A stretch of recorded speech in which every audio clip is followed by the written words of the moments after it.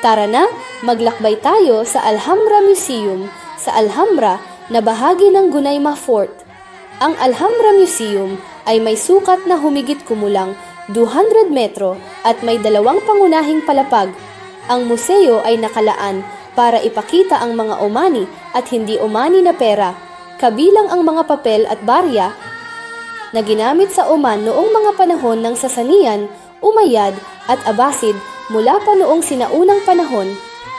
Mayroon ding mga espesyal na aklat sa museo tungkol sa pinagmulan ng pera para makapag-aral ang mga mananaliksik at makinabang mula sa mga impormasyong naroroon upang mas makilala ang lugar.